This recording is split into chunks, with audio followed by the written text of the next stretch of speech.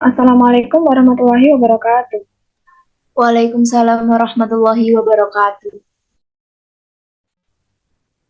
Sebelumnya kami di sini mahasiswa pertukaran dari UNED akan memperkenalkan diri. Yang pertama saya Alicia Dewi Nazarina. Saya Amelia Fiska Fajar Cahyani.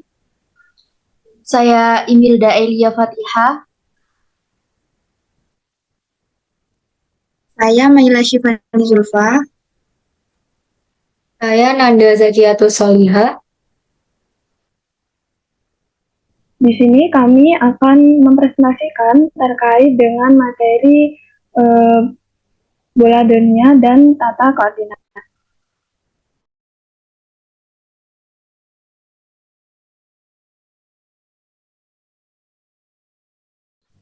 Adapun outline dari materi yang akan kami presentasikan, yang pertama yaitu ada sistem koordinat horizon, yang kedua sistem koordinat khatulistiwa, yang ketiga sistem koordinat ekliptika, yang keempat ada waktu dalam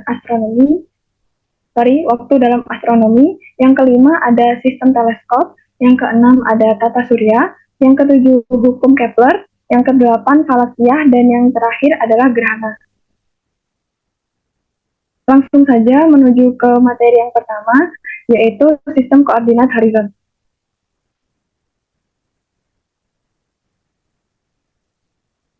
Sistem koordinat horizon merupakan sistem pemetaan posisi benda langit yang paling tua. Sistem ini didasarkan pada kesan pengamat akan keberadaannya di sebuah bidang datar dan menjadi pusat bagi pergerakan benda-benda langit yang ada. Bidang datar yang dimaksud dalam materi ini umumnya disebut dengan bidang horizon, yang ditunjukkan dengan gambar yang diarsir berwarna biru pada keterangan gambar yang ada. Pada materi ini dikenal beberapa istilah. Adapun yang pertama yaitu sudut altitude. Sudut altitude merupakan sudut yang dibentuk dari horizon ke arah benda langit. Sudut ini nilainya antara 10 sampai 90 derajat. Bila di bawah horizon nilainya negatif, sedangkan bila di atas nilainya akan positif. Selanjutnya dikenal pula sudut azimut. Sudut ini merupakan sudut benda langit terhadap arah utara yang diukur searah jarum jam dan nilainya 0 sampai 360 derajat.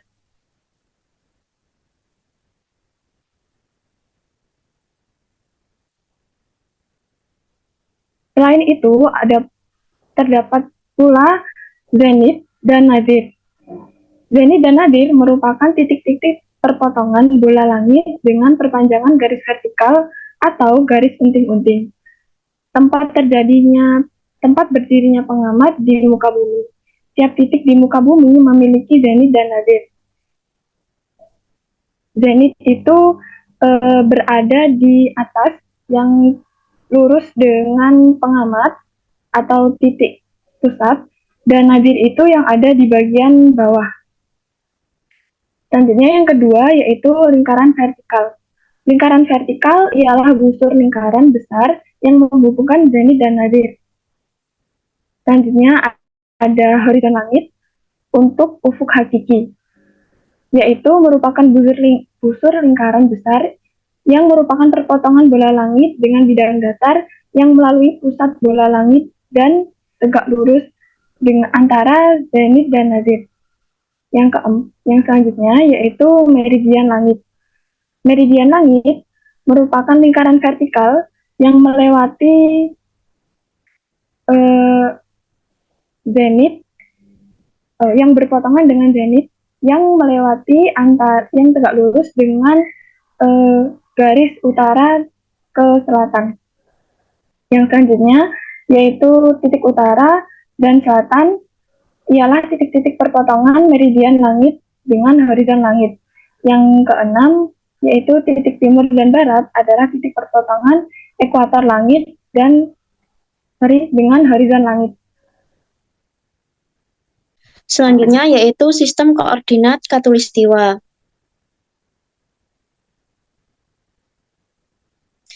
Sistem koordinat khatulistiwa ini juga dikenal sebagai sistem koordinat geografis. Nah, sistem koordinat khatulistiwa ini adalah cara untuk menentukan lokasi geografis di permukaan bumi. Sistem ini menggunakan garis lintang atau latitud dan garis bujur atau longitud sebagai koordinat utama. Garis lintang adalah garis horizontal yang mengukur jarak utara atau selatan dari garis khatulistiwa. Sedangkan garis bujur adalah garis vertikal yang mengukur jarak timur atau barat dari meridian 0 atau meridian Greenwich. Kombinasi antara garis lintang dan garis bujur ini memungkinkan kita untuk menentukan lokasi geografis dengan presisi.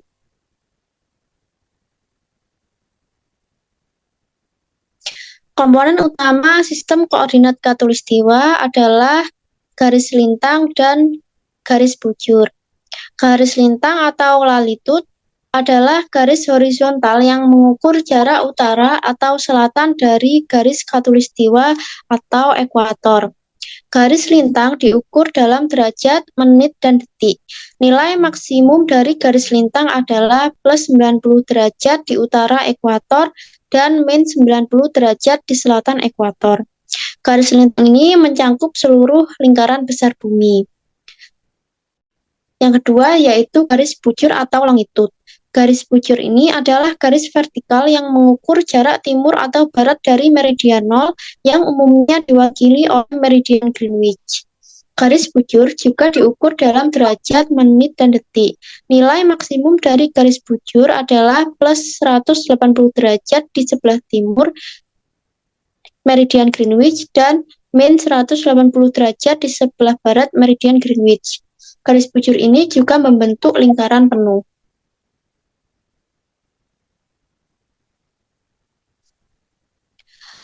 Sistem koordinat khatulistiwa ini penggunaan sistem koordinat khatulistiwa ini dapat digunakan dalam penentuan lokasi geografis, aplikasi dalam ilmu geografi, dan aplikasi dalam astronomis. Dalam penentuan lokasi geografis, sistem koordinat khatulistiwa ini menggunakan garis lintang dan garis bujur. Kita dapat menentukan lokasi geografis suatu tempat di permukaan bumi secara umum. Garis lintang ini memberikan informasi tentang sejauh mana suatu lokasi berada di utara atau selatan khatulistiwa. Sedangkan garis bujur ini menunjukkan sejauh mana lokasi tersebut berada di timur atau barat meridian utama atau meridian Greenwich. Dalam aplikasi ilmu geografi, sistem koordinat khatulistiwa ini digunakan untuk mengidentifikasi dan menentukan lokasi geografis dari berbagai fitur geografis seperti gunung, sungai, dan kota, sehingga informasi tersebut dapat direpresentasikan secara akurat pada peta. Penelitian iklim dan cuaca juga memanfaatkan sistem koordinat khatulistiwa untuk memahami pola cuaca dan perubahan iklim di berbagai lokasi di seluruh dunia. Informasi tentang garis lintang membantu dalam memahami variasi iklim regional. Dalam aplikasi astronomis, sistem ini digunakan untuk menentukan posisi benda langit, mengamati gerhana, dan mengkaji pergerakan planet dan bintang, serta digunakan untuk menentukan waktu Greenwich atau Greenwich Mean Time atau GMT adalah waktu utama dalam astronomi. Dalam sistem koordinat khatulistiwa, GMT dapat dihitung berdasarkan posisi bintang atau konstelasi tertentu yang melintasi meridian Greenwich. Next.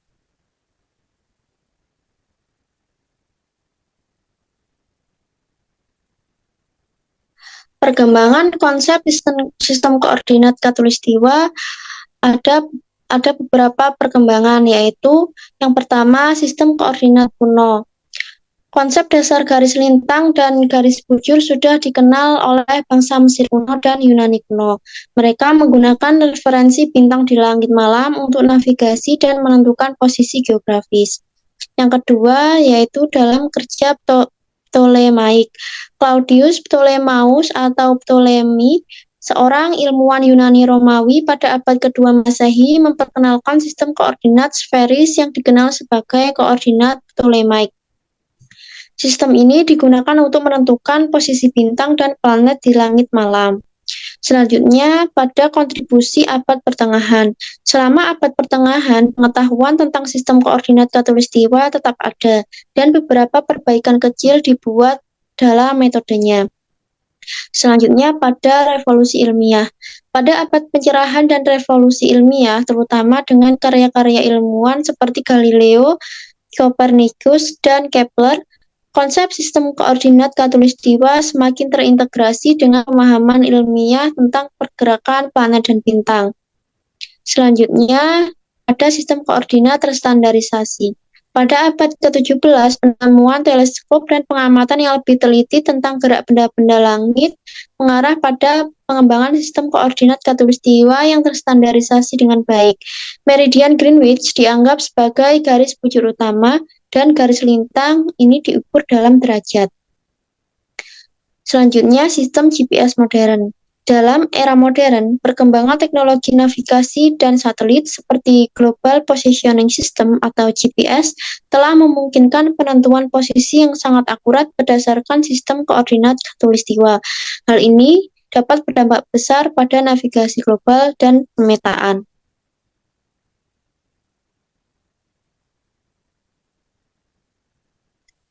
Kesimpulan dari materi sistem koordinat khatulistiwa ini adalah sistem koordinat khatulistiwa adalah kerangka penting yang digunakan untuk menentukan lokasi geografis di permukaan bumi dan dalam observasi astronomi. Sistem ini terdiri dari garis lintang atau latitude dan garis bujur atau longitude yang membantu dalam navigasi, penentuan waktu, dan penelitian ilmiah. Sistem koordinat khatulistiwa memiliki peran yang sangat signifikan dalam berbagai aspek kehidupan manusia, termasuk penjelajahan, transportasi, dan pemahaman dalam alam semesta. Dengan demikian, pemahaman tentang sistem koordinat khatulistiwa sangat penting dalam ilmu geografi, astronomi, dan navigasi. Materi selanjutnya yaitu sistem koordinat ekliptika. Sistem koordinat ekliptika ini dibagi menjadi dua, yaitu sistem koordinat ekliptika heliosentris dan sistem koordinat geosentris. Next.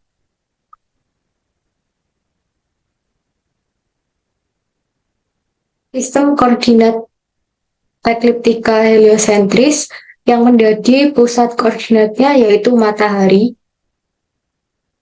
Bidang data referensinya yaitu bidang orbit bumi mengitari matahari atau bidang ekliptika yaitu bidang XY. Titik referensinya yaitu vernal equinox atau FE didefinisikan sebagai sumbu X. R merupakan jarak radius benda langit ke matahari. L merupakan sudut bujur ekliptika atau ekliptika longitude dihitung dari vernal equinox berlawanan arah jarum jam. Dan B merupakan sudut lintang ekliptika atau ekliptika latitude, yaitu sudut antara garis penghubung benda-benda langit sampai matahari dengan bidang ekliptika. Next.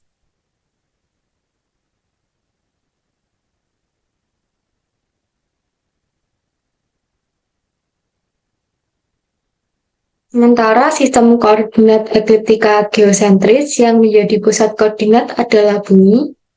Bidang data referensinya yaitu bidang ekliptika atau bidang orbit bumi mengitari matahari yang sama dengan bidang orbit matahari mengitari bumi yaitu bidang XY. Titik referensinya yaitu vernal equinox yaitu VE yang didefinisikan sebagai sumbu X. Jarak benda langit ke bumi seringkali diabaikan atau tidak perlu dihitung, berbeda dengan sistem koordinat ekliptika heliosentris. Lambda merupakan bujur ekliptika atau ekliptika longitude. Benda langit yang menurut bumi dihitung dari vernal equinox, dan beta merupakan lintang ekliptika atau ekliptika latitude, yaitu benda langit menurut bumi, yaitu sudut antara garis penghubung benda langit sampai bumi dengan bidang ekliptika. Selanjutnya yaitu ada waktu dalam astronomi. Next.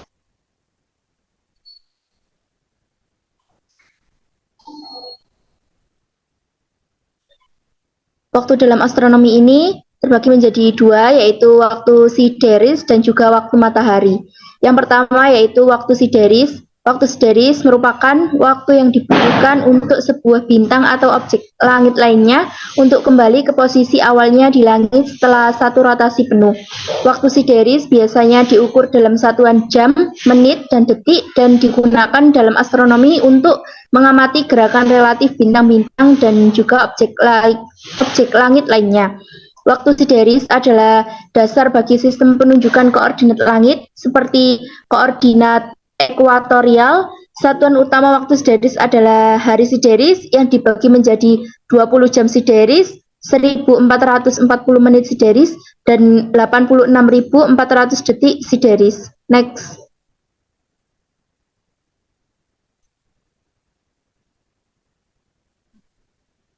Selanjutnya yaitu penggunaan waktu sideris dalam astronomi.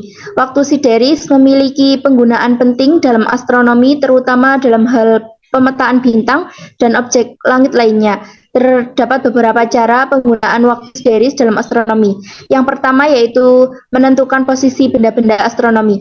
Dalam astronomi, posisi benda-benda astronomi dinyatakan dengan asensio rekta dan deklinasi, yaitu pengukuran sudut relatif terhadap vernal equinox di bidang ekuator langit. Dengan jam sideris, pengamatan dapat menentukan kapan dan benda-benda apa yang akan diamati. Yang kedua yaitu menentukan waktu pengamatan. Jam sideris sangat berguna bagi pengamatan astronomi karena gerakan harian bintang-bintang di langit relatif terhadap rotasi bumi bisa disamakan dengan gerak harian vernal equinox. Sebagai contoh, suatu benda astronomi akan berada di meridian pengamat jika jam sideris lokalnya adalah 00.00. Next.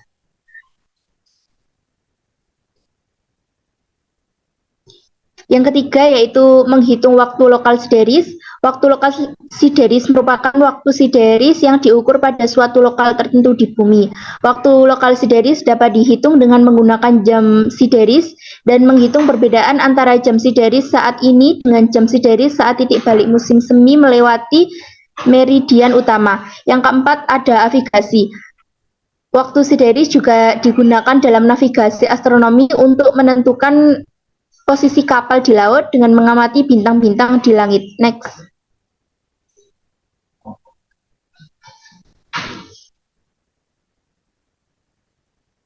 Selanjutnya yaitu waktu matahari. Waktu matahari adalah sistem referensi waktu yang didasarkan pada posisi matahari di langit. Waktu matahari berbeda dari zona waktu yang digunakan dalam kehidupan sehari-hari seperti waktu standar, karena ini berfokus pada pergerakan matahari di langit. Waktu matahari dapat dibagi menjadi dua jenis, yaitu waktu matahari lokal dan juga waktu matahari sejati. Yang pertama yaitu waktu matahari lokal. Waktu matahari lokal ini yaitu waktu berdasarkan posisi matahari di langit pada suatu lokasi tertentu. Hal ini dipengaruhi oleh garis bujur lokasi dan persamaan waktu, yaitu selisih antara waktu matahari sebenarnya dan waktu matahari rata-rata. Yang kedua yaitu waktu matahari sejati, waktu yang didasarkan pada posisi matahari relatif terhadap sumber rotasi bumi. Hal ini digunakan sebagai referensi untuk zona waktu. Next.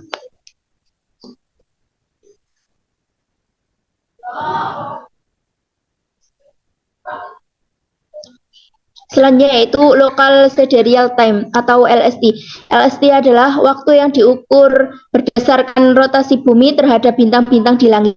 LST dapat dihitung dengan menggunakan waktu matahari lokal dan bujur pengamat. LST digunakan dalam astronomi untuk menentukan posisi benda-benda astronomi di langit seperti posisi matahari, bulan, dan juga bintang-bintang. LST juga digunakan dalam navigasi astronomi untuk menentukan posisi kapal di laut dengan mengamati posisi benda-benda astronomi di langit. Yang selanjutnya yaitu local mean time atau LMT, yaitu bentuk waktu surya yang memperbaiki variasi waktu surya lokal, membentuk skala waktu yang seragam pada bujur tertentu. LMT digunakan dalam astronomi dan navigasi untuk menentukan waktu lokal di suatu lokasi tertentu di bumi. LMT digunakan dalam astronomi dan navigasi untuk menentukan waktu lokal di suatu lokasi tertentu di bumi. Next.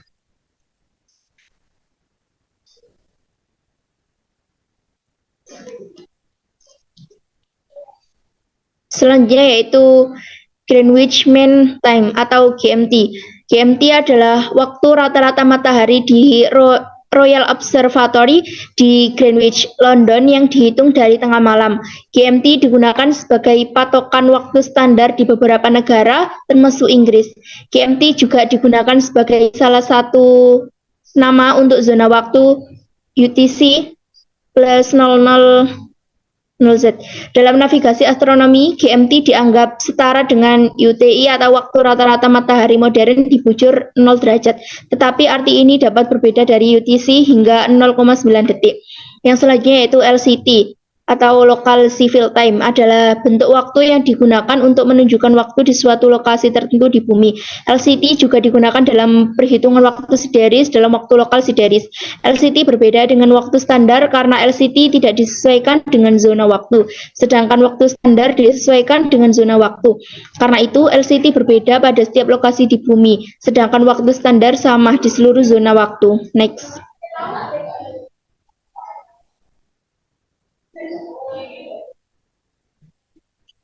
Yang terakhir yaitu ada Coordinate Universal Time atau UTC. UTC adalah standar waktu 24 jam yang dibuat menggunakan jam atom sangat presisi yang dikombinasikan dengan rotasi bumi. Waktu ini berada dalam rentang 1 detik dari waktu matahari rata-rata pada garis bujur 0 derajat dan tidak disesuaikan dengan waktu musim panas. UTC digunakan sebagai standar waktu utama yang digunakan dunia untuk mengatur jam dan waktu. Baik, yang selanjutnya yaitu sistem teleskop. Teleskop merupakan alat optik yang digunakan untuk melihat benda-benda yang sangat jauh seperti bintang-bintang di langit agar tampak lebih dekat dan jelas. Teleskop merupakan instrumen pengamatan yang berfungsi mengumpulkan radiasi elektromagnetik dan sekaligus membentuk citra dari bentuk yang diamati. Kemudian fungsi utama teleskop ini yaitu untuk mengumpulkan cahaya sebanyak mungkin dari sebuah objek, untuk memfokuskan cahaya sehingga tercipta gambar yang tajam, kemudian untuk memperbesar gambar. Selanjutnya ada bagian-bagian teleskop. Bagian-bagian teleskop yang pertama ada tabung teleskop. Tabung teleskop ini merupakan sebuah tempat lensa utama terletak. Kemudian ada finderskop. Finderskop ini merupakan teleskop kecil yang terpasang pada tabung utama. Posisi finderskop dapat diubah-ubah tergantung keperluan. Hal ini dapat dilakukan dengan mengendurkan dan mengencangkan kembali skrup pengunci finderskop. Biasanya pengubahan posisi finderskop hanya dilakukan ketika perlu melakukan alignment antara finderskop dan tabung utama atau tabung teleskop.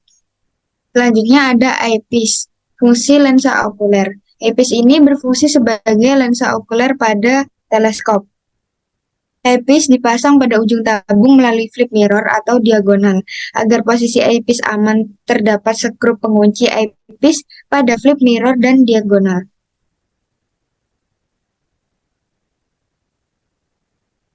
Selanjutnya ada fokuser. Nah, setiap teleskop memiliki fokuser dan datang dalam berbagai gaya, melekat pada tabung teleskop dan memegang lensa mata teleskop.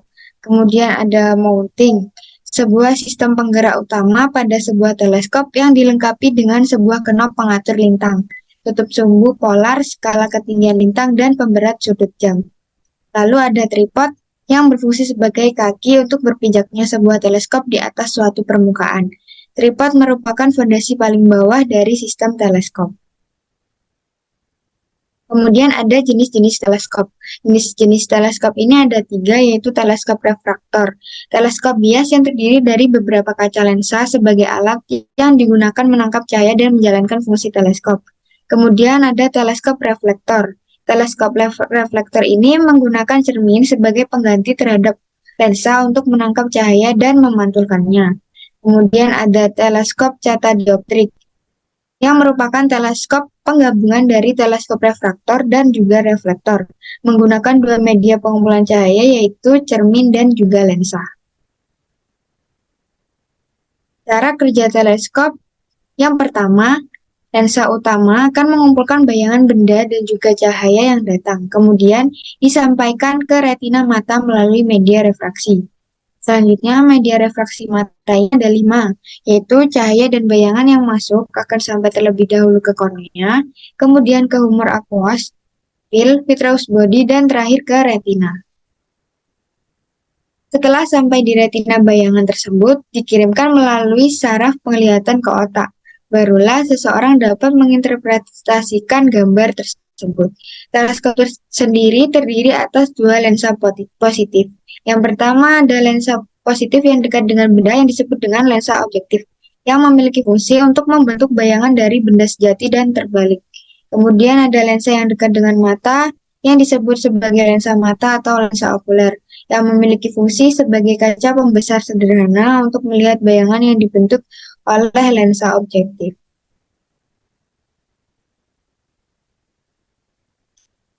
Yang selanjutnya yaitu ada tata surya. Next.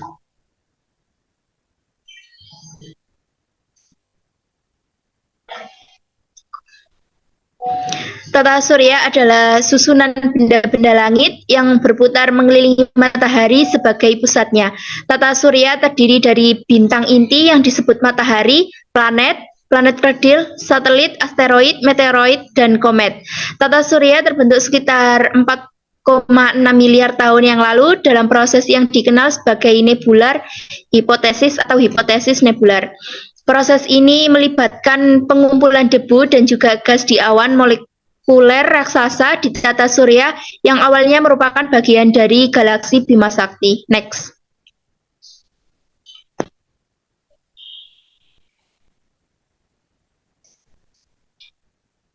Yang pertama yaitu ada matahari. Matahari adalah bintang pusat dari tata surya dan merupakan salah satu komponen paling penting dalam sistem tata surya. Matahari memiliki ukuran sedang yang terletak sekitar 93 juta mil atau sekitar 150 juta kilometer dari bumi dan memiliki cahaya putih kekuningan yang terdiri sebagian besar hidrogen atau sekitar 74% dan helium sekitar 24%. Suhu permukaan matahari sekitar 5.500 derajat Celcius atau 9.932 derajat Fahrenheit. Next.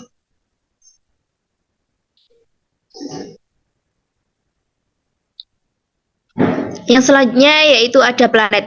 Planet merupakan benda langit yang mengorbit bintang dan memiliki ciri-ciri khas seperti bentuk bulat, memiliki massa yang cukup besar untuk mengatasi gaya gesekan yang disebut equilibrate dengan benda lain dan di sekitarnya, dan telah membersihkan sebagian besar benda-benda lain di sekitarnya dalam jalurnya. Next.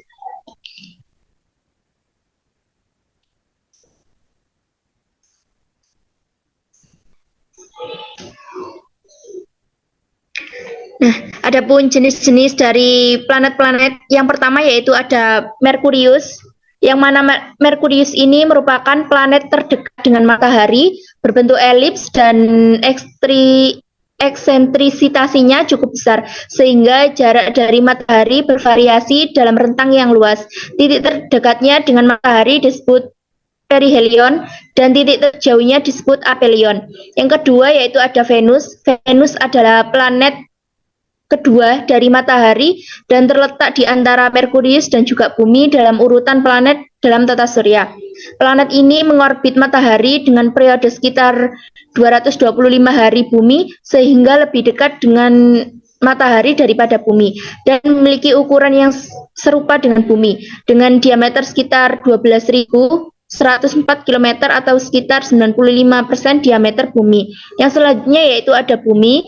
Bumi adalah satu-satunya planet yang diketahui memiliki kehidupan dan ini menjadikannya tempat yang sangat istimewa dalam tata surya. Bumi memiliki beragam iklim dan juga lingkungan fisik yang meliputi gurun, hutan, lautan, dan juga pegunungan. Permukaan bumi juga memiliki banyak keanekaragaman geologis, memiliki atmosfer yang mendukung kehidupan dengan oksigen, nitrogen, dan juga sejumlah gas penting lainnya. Next.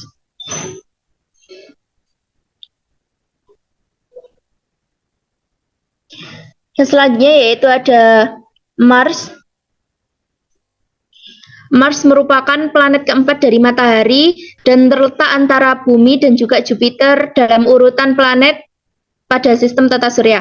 Orbit Mars ini lebih jauh dari matahari daripada bumi, sehingga memiliki periode orbit sekitar 687 hari bumi. Planet ini memiliki diameter sekitar 6.779 km, sekitar 53% diameter bumi, serta memiliki atmosfer yang tipis sehingga tidak mendukung untuk dihuni. Selanjutnya yaitu ada Jupiter. Jupiter adalah planet kelima dari matahari dan merupakan planet terbesar dalam tata surya. Orbit Jupiter berada jauh dari matahari sehingga memiliki periode orbit sekitar 11,9 tahun bumi.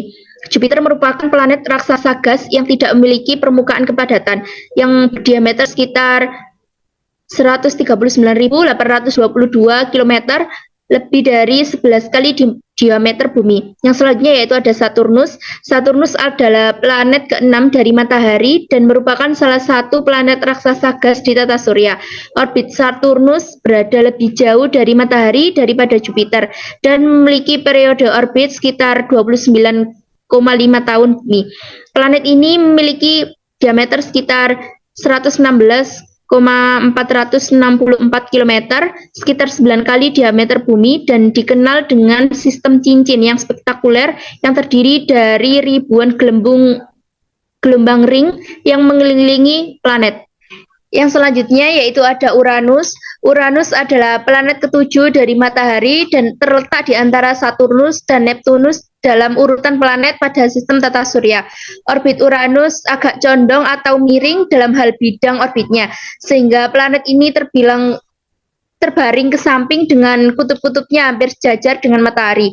Uranus merupakan planet raksasa gas dengan diameter sekitar 51.118 km, sekitar 4 kali diameter bumi, dan memiliki cincin yang relatif tipis serta 10 bulan utama. Yang terakhir yaitu ada Neptunus. Neptunus adalah planet ke-8 dari terjauh pada sistem matahari dalam tata surya. Orbit Neptunus berada sangat jauh dari matahari sehingga memiliki periode orbit sekitar 164,8 tahun bumi. Neptunus terdiri dari hidrogen, helium, dan sejumlah jejak metana sehingga memberikan warna biru dan hijau pada atmosfernya. Neptunus juga memiliki cincin meskipun tidak sebesar cincin Saturnus. Cincin Neptunus terdiri dari partikel-partikel debu dan es. Next.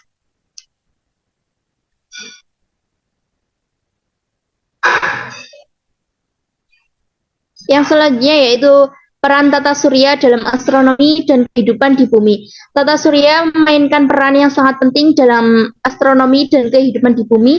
Adapun peran tersebut yaitu yang pertama pada energi matahari dan pengaruhnya pada bumi. Matahari merupakan sumber utama bagi kehidupan di bumi yang menyediakan energi melalui reaksi nuklir dalam intinya.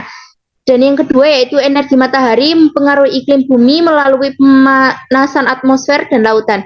Radiasi matahari yang mencapai bumi merupakan faktor utama dalam penentuan suhu dan pola cuaca di planet ini. Yang selanjutnya yaitu ada tata surya sebagai sistem referensi dalam astronomi.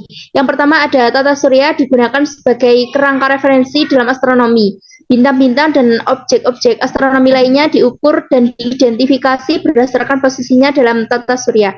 Yang kedua yaitu tata surya memberikan titik awal yang baik untuk mengukur jarak ke bintang-bintang dan objek-objek kosmik lainnya. Astronomi menggunakan metode seperti paralax untuk mengukur jarak ke bintang-bintang dengan merujuk pada tata surya. Next.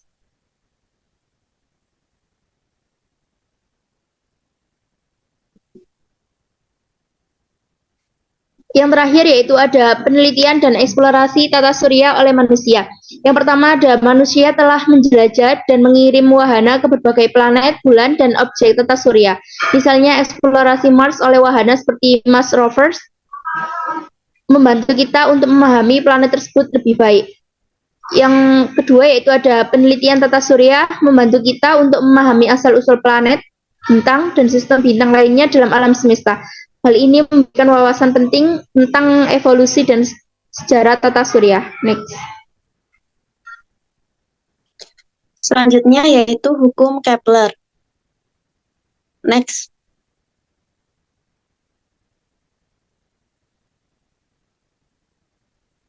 Hukum Kepler juga dikenal sebagai hukum gerak planet Kepler. Adalah 3 prinsip fundamental yang dirumuskan oleh ilmuwan Jerman Johannes Kepler pada abad ke-17. Hukum ini membantu dalam memahami pergerakan planet di tata surya. Next.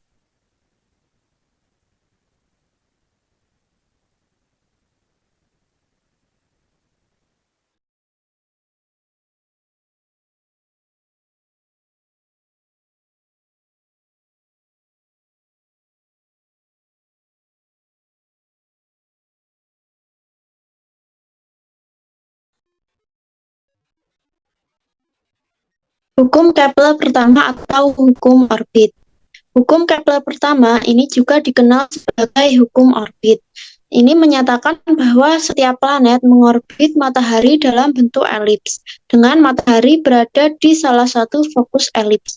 Dalam kata lain, orbit planet tidak berbentuk lingkaran sempurna, tetapi lebih mirip elips dengan matahari di salah satu titik fokusnya. Berikut merupakan gambar contoh dari hukum orbit. Next.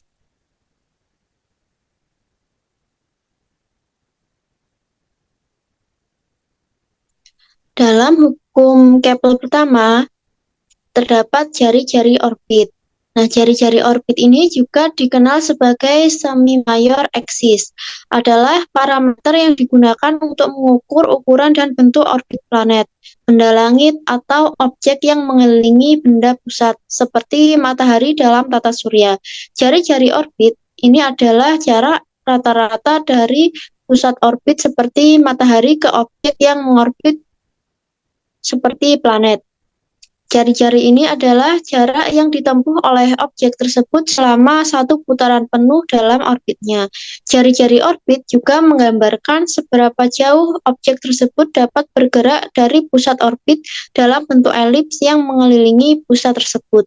Dalam konteks hukum Kepler pertama, jari-jari orbit ini digunakan untuk menggambarkan elips yang digunakan oleh planet saat mengorbit matahari. Next.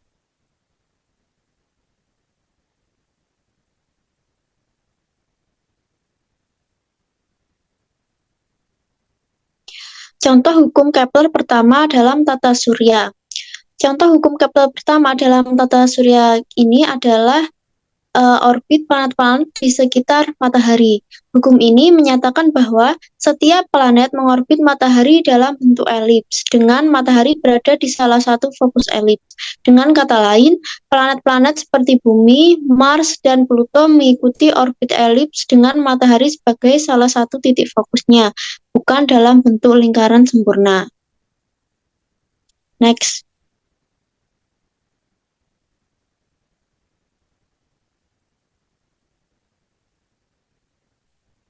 Selanjutnya yaitu hukum Kepler kedua atau hukum luas sama cepat. Hukum Kepler kedua juga dikenal sebagai hukum luas sama cepat atau hukum luas daerah. Hukum Kepler kedua ini menyatakan bahwa garis yang menghubungkan planet ke matahari akan memindai luas daerah yang sama dalam waktu yang sama. Dalam kata lain, planet akan bergerak lebih cepat saat berada dekat dengan matahari atau dalam posisi perihelion dan lebih lambat saat berada lebih jauh atau aphelion.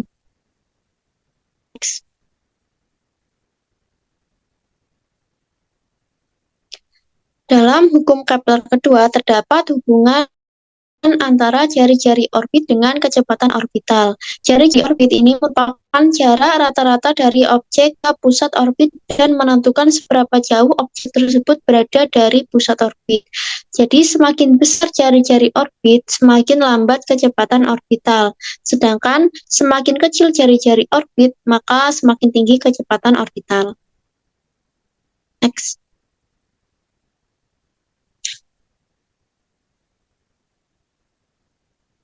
Selanjutnya yaitu hukum Kepler ketiga atau hukum periode. Hukum Kepler ketiga ini juga dikenal sebagai hukum periode. Hukum Kepler ketiga menyatakan bahwa kuadrat periode revolusi planet atau waktu yang diperlukan untuk satu putaran penuh mengorbit matahari berbanding lurus dengan kubus jarak rata-rata planet dari matahari.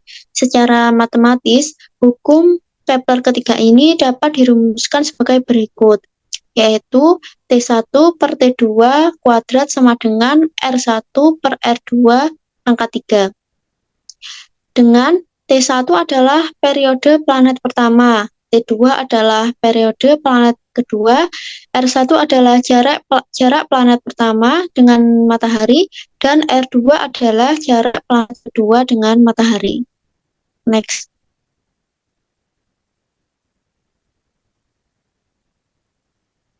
Pada hukum Kepler ketiga terdapat hubungan antara jarak planet terhadap periode orbit.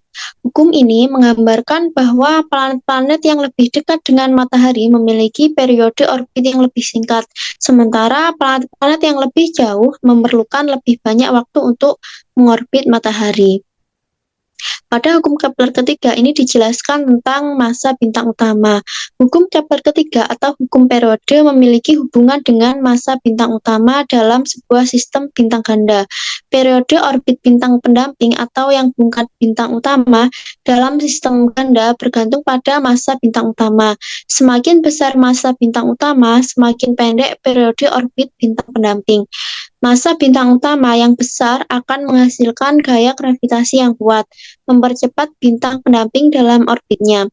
Oleh karena itu, hukum ini membantu mengukur atau memperkirakan massa bintang utama dalam sistem bintang ganda.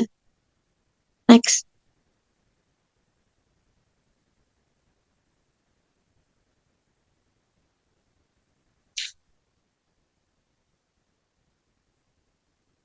Aplikasi hukum Kepler dalam astronomi ini yaitu dapat digunakan untuk meramalkan gerakan planet-planet dalam tata surya, menghitung orbit objek langit seperti asteroid dan komet, serta mendeteksi eksoplanet di luar tata surya. Hukum ini juga memungkinkan astronom untuk mengukur massa bintang dalam sistem bintang ganda dan memahami pergerakan objek langit seperti komet dan asteroid. Keseluruhannya, hukum Kepler ini adalah alat fundamental dalam memahami dan menganalisis pergerakan benda-benda di luar angkasa dalam astronomi. Next.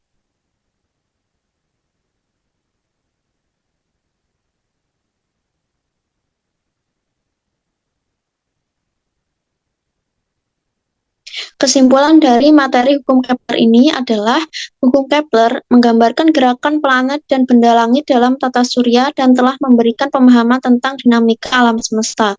Hukum pertama menjelaskan bahwa planet mengorbit matahari dalam bentuk elips dengan matahari sebagai salah satu fokusnya. Hukum kedua mengungkapkan bahwa garis yang menghubungkan planet ke matahari akan memindai luas daerah yang sama dalam waktu yang sama, yang berarti planet bergerak lebih cepat saat berada dekat dengan matahari. Hukum ketiga menjelaskan bahwa hubungan antara periode orbit dan jarak planet dari matahari menjelaskan bahwa planet yang lebih jauh memerlukan waktu lebih lama untuk mengorbit matahari. Jari-jari orbit, massa bintang utama, dan jarak bumi dari matahari adalah parameter penting yang terkait dengan hukum Kepler dan mempengaruhi pergerakan dan dinamika pada tata surya. Untuk materi selanjutnya yaitu falakia. Next.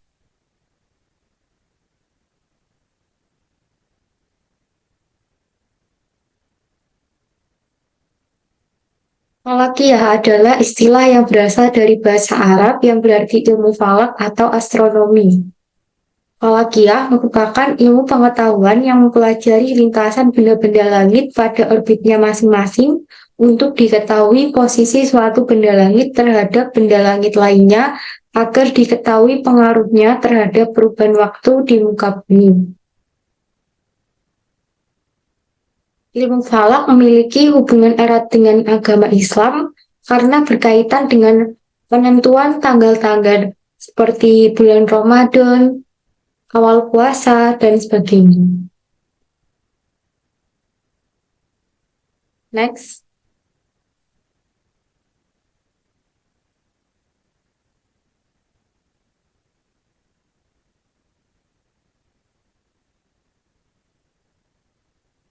Yang kedua yaitu dalam ilmu falak, itu ada yang namanya hilal. Hilal merupakan bagian bulan yang terang yang tampak dari bumi pada awal bulan. Menurut Abu Ishaq bahwa pendapat mayoritas yang dinamai dengan hilal adalah bulan yang berumur 1 sampai 2 hari pada setiap awal bulan. Sementara dalam kamus ilmu falak disebutkan bahwa hilal atau bulan sabit yang dalam astronomi dikenal dengan crescent adalah bagian bulan yang tampak terang dari bumi sebagai akibat cahaya matahari yang dipantulkan olehnya pada hari terjadinya ijtima, sesaat setelah matahari terbenam.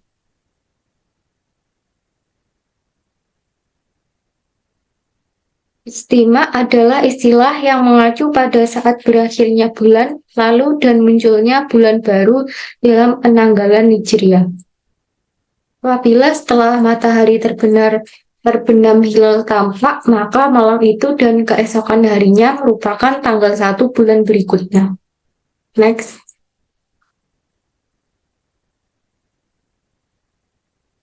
Pada sistem penanggalan di Indonesia dikenal yang namanya kalender Masehi dan kalender Hijriah. Kalender Masehi ini merupakan penanggalan atau tarik Masehi yang dipakai secara internasional dan oleh kalangan gereja dinamakan Anno Domini atau disingkat AD, berhitung sejak kelahiran Nabi Isa Al-Masih. Jadi penanggalan Masehi ini tahun pertamanya itu diawali terhitung sejak kelahiran Isa Al-Masih. Sistem penanggalan Masehi ini didasarkan pada revolusi bumi terhadap matahari, yaitu pergerakan bumi mengelilingi matahari. Penanggalan Masehi adalah sebutan untuk penanggalan atau penomoran tahun yang digunakan pada kalender Julian dan kalender Gregorian. Jadi pada tanggal penanggalan Masehi ini merupakan penanggalan Julian dan Gregorian. Kalender Gregorian ini merupakan penyempurnaan dari kalender Julian. Kalender Masehi sangat kental dengan sejarah kaum Nasrani. Namun meski demikian, seiring berjalannya waktu, masyarakat dunia memandangnya sebagai penanggalan umum tanpa unsur religi di dalamnya. Bahkan negara Arab pun memakai sistem penanggalan Masehi untuk saat ini. Next.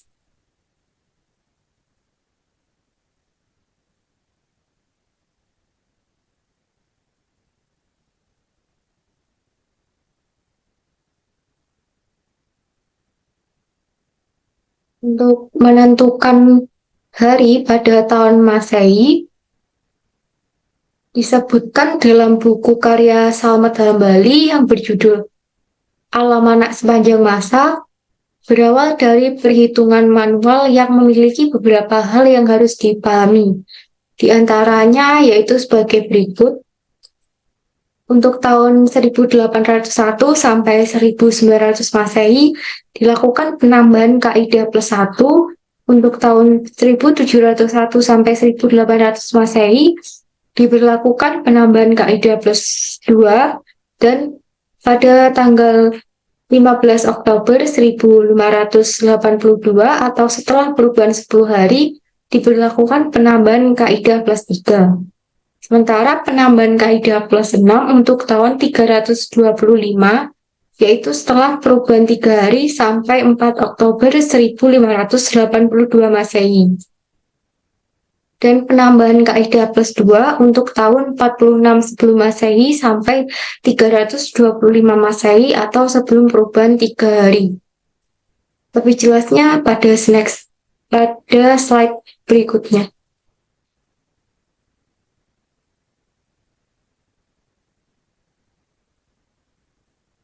Sementara pada tahun 1901 sampai 2100 Masehi, jika tahun Masehi dibagi 28 sisanya 1, maka 1 Januari pada tahun tersebut jatuh pada hari Ahad.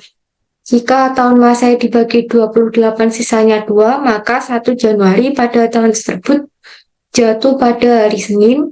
Jika tahun Masehi dibagi 28 sisanya 3, maka 1 Januari pada tahun tersebut jatuh pada hari Selasa. Jika tahun Masehi dibagi 28 sisanya 4, maka 1 Januari pada tahun tersebut jatuh pada hari Rabu. Dan jika tahun Masehi dibagi 28 sisanya lebih besar dari 4, maka harus dilakukan perhitungan. Contohnya seperti tahun 2024 yang merupakan tahun kabisat karena 2024 dibagi 28 sisa 8 dan 8 dibagi 4 mendapatkan hasil 2 dan 2 dikurangi 1 sama dengan 1, maka 1 ditambah 8 sisa 9, 9 dibagi 7 sama dengan 2, maka jika dilihat dari tabel yang nomor urut kedua itu merupakan hari Senin. Jadi 1 Januari 2024 adalah hari Senin. Next.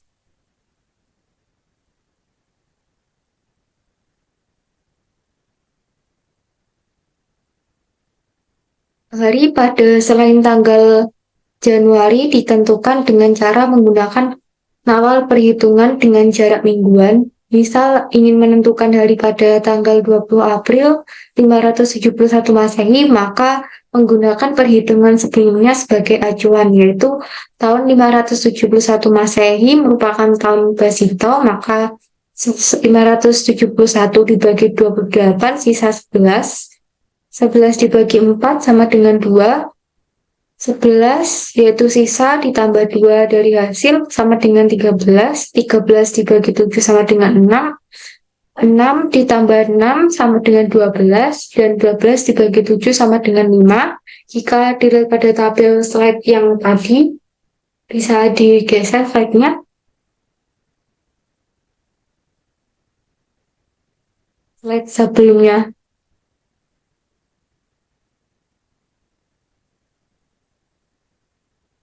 Next, sebelumnya.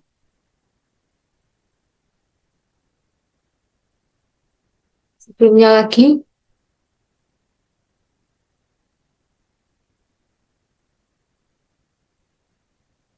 Sebelumnya. Nah, ini bisa dilihat dari tabel ini.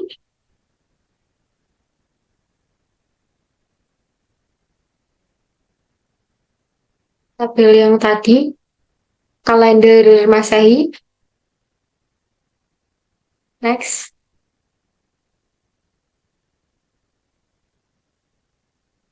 Nah, pada tabel ini maka hasilnya 5, 1 Januari jatuh pada hari Kamis. Kembali ke slide yang tadi.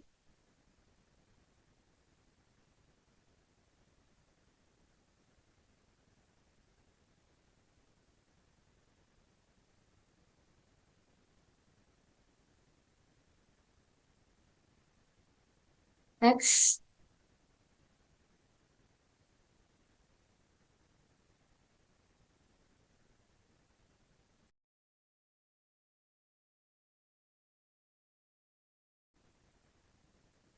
Cara menentukan hari pada tanggal 20 April 570 Masehi dilakukan langkah-langkah sebagai berikut, yaitu tentukan beberapa bulan yang dilewati dan juga umur bulannya.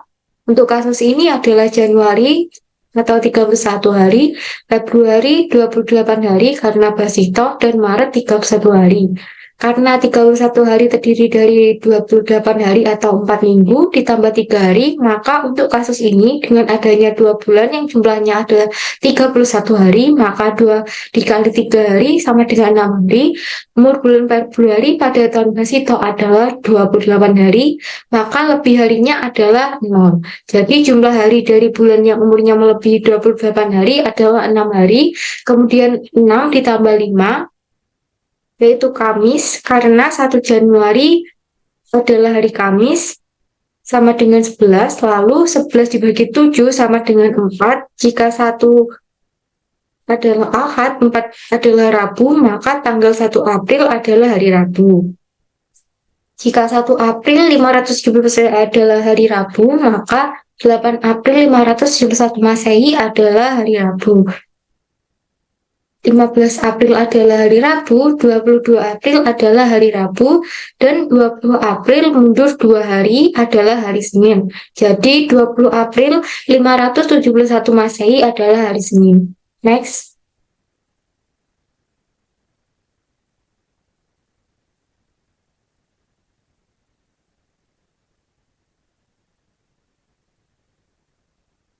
Nah, pada penanggalan Hijriah merupakan sistem penanggalan yang digunakan secara khusus oleh umat Islam. Semua syariat Islam yang berhubungan dengan hari, pekan, bulan, dan tahun itu mengacu pada kalender Hijriah. Patokan dari kalender Hijriah adalah pergerakan bulan atau qamar. Oleh karena itu, kalender Hijriah juga disebut sebagai kalender Qamariyah.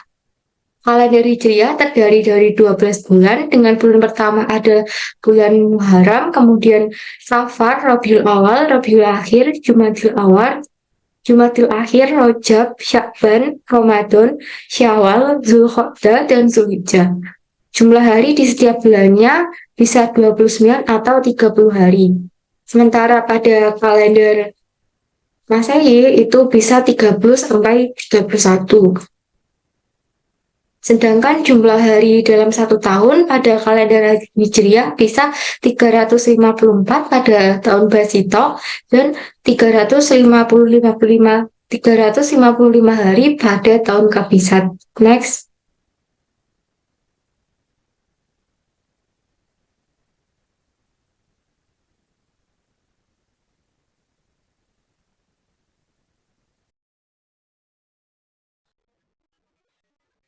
Seperti yang sudah diketahui sebelumnya, bahwa sistem penanggalan Hijriah didasarkan pada hilal atau istiqmal dan ikmal ruqyah. Istiqmal adalah menggenapkan bilangan bulan Hijriah menjadi 30 hari apabila ruqyatul hilal gagal dilakukan. Sehingga ketika malam tanggal 30 bulan Hijriah tidak terlihat hilal, maka bulan itu disempurnakan bilangannya menjadi 30 hari, dan hari setelahnya tanggal 30 tersebut adalah tanggal baru bulan berikutnya. Sementara ikmal ruqyat artinya kemungkinan hilal dapat dilihat, atau hadu ruqyat artinya batas minimal hilal dapat dilihat. Penetapan dengan metode ini diperselisihkan ulama, sebagian besar menolaknya secara total, namun terdapat ulama yang berpendapat boleh menentukan awal bulan Hijriah dengan metode hisab ikmal ruqyat dengan alasannya masing-masing. Jadi menentukan penanggalan Hijriah ini dapat dilakukan dengan metode melihat hilal atau dengan cara hisab. Ya, selanjutnya materi yang terakhir yaitu mengenai gerhana. Next.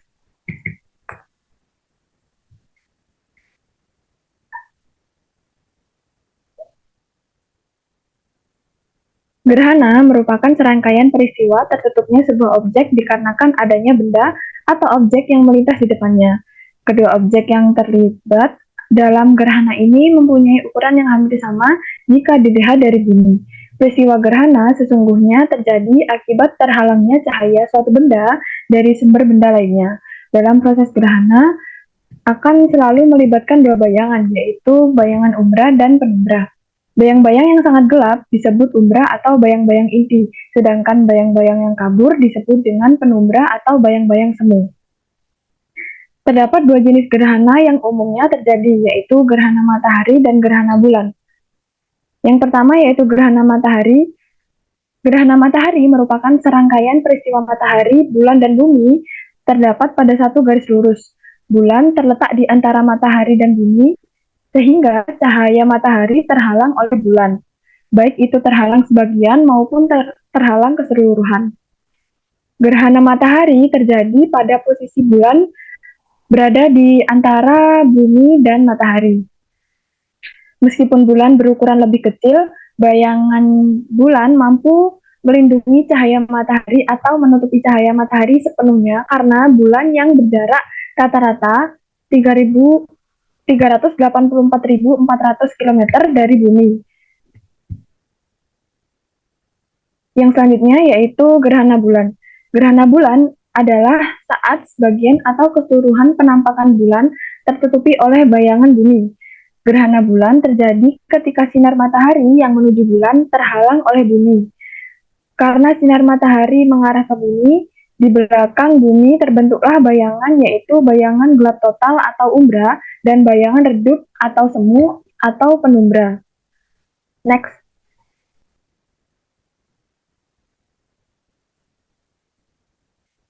Gerhana matahari terbagi menjadi beberapa jenis. Yang pertama yaitu gerhana matahari total. Gerhana matahari total terjadi jika saat puncak gerhana, bulatan matahari tertutupi seutuhnya oleh bulatan bulan. Ketika itu, bulatan bulan sama besar atau bahkan lebih besar dari bulatan matahari. Ukuran bulatan matahari dan bulatan bulan sendiri berubah-ubah tergantung pada masing-masing jarak bumi, bulan, dan bumi matahari. Yang kedua yaitu gerhana matahari sebagian.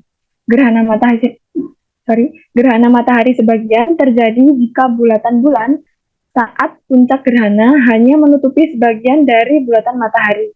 Pada gerhana ini selalu ada bagian dari piringan matahari yang tidak tertutupi oleh bulan. Yang ketiga yaitu gerhana matahari cincin. Gerhana matahari cincin terjadi jika bulatan bulan saat puncak gerhana hanya menghalangi sebagian dari bulatan matahari.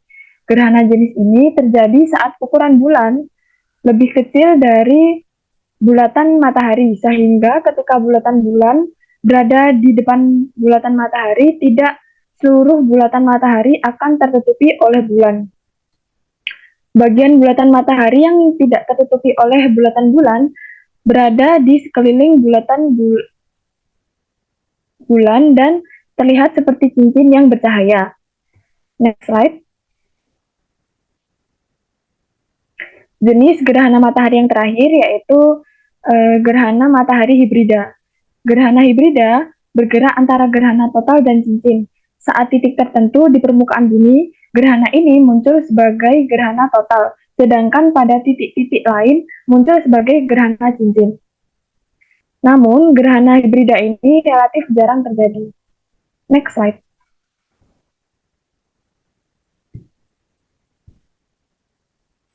Yang selanjutnya yaitu jenis dari gerhana bulan.